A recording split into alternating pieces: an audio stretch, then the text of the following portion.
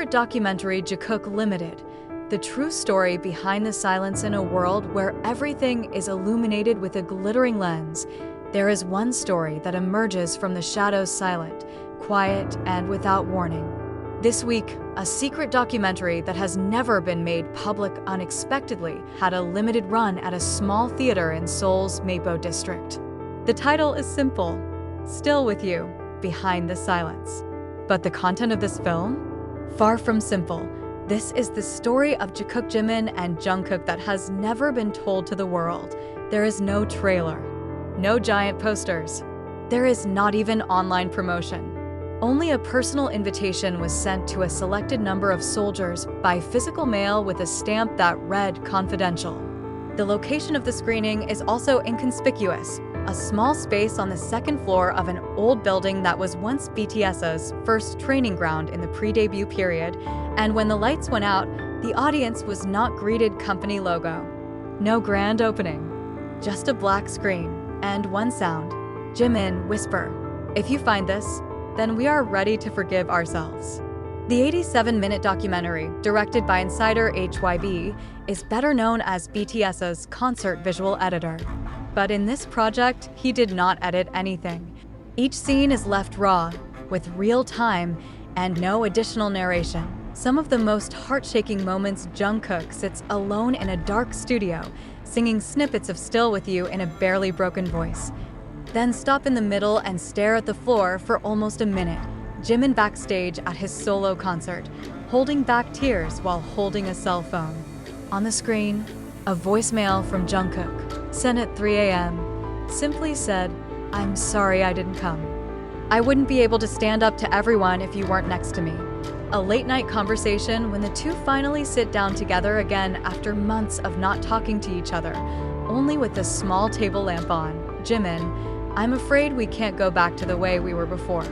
Jungkook, "Me too, but I'm more afraid of not trying at all." There is no artificial drama, no manipulative background music. Only two people were ever worlds apart from each other, then lost their way, silent for too long, and now choose to reopen old wounds not to show who's right, but because they want to heal together.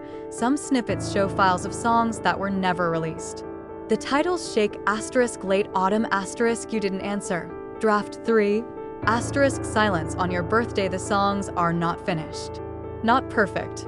But precisely because of that, they feel most honest.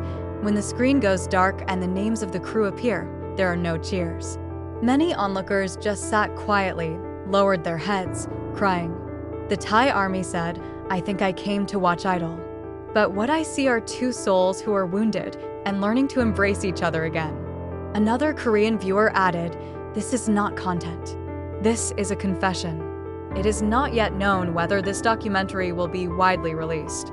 HYB has not yet issued a statement, but there are strong rumors that this limited screening is only the first stage, a way for Jikook to test if the world is ready to accept the most vulnerable versions of them. Jungkook, in the closing clip, looks at the camera and says quietly, "You know all the songs we sing on stage, but this one, we sing to ourselves. And finally, we want to share it with you." Then Jimin, in a quivering voice, added, "If you ask me if I'm back, we never really left. We were quiet for a while. To come back as the real US." Days after that secret screening, social media didn't explode with excitement. There are no trending hashtags that seem to be built by marketing strategies. What happened instead was a silent wave that is very rare in the entertainment world. A calm response, and respectful. The army present in the screening room did not divulge the entire contents of the film. They take care of each other. Most simply write down their feelings with short sentences. "I just found out why silence can be louder than a song. Now I understand why they need time. I came out of that room with my chest full and my lips closed. Not because I don't want to talk, but because they've spoken for me." One of the moments that was then slowly discussed in the army's closed community was an almost unexpected scene. Jungkook and Jimin reread old letters they wrote to each other as trainees. Jimin's letter was written in handwriting that was still a little shaky. "You are too talented to feel alone. But if you need someone in the corner of the rehearsal room, I'll pretend I'm tired too, so I can sit with you." while Jungkook's letter much shorter. If the world doesn't hear your voice, let me be the first to. Promise. And years later, the two sit again in the same room, reread words they might have once written while laughing, but now read while holding back tears. The most touching of the documentary is not big facts, nor scandalous confessions. The most touching is what is not said, a meaningful look. Long pause in the middle of a sentence. A small laugh that appears only after 40 minutes of conversation without a smile. And one hug, not a dramatic one, but one that was held for too long because they forgot how to start. When Jimin finally hugs Jungkook at the end of the recording session in the film, there is no background music.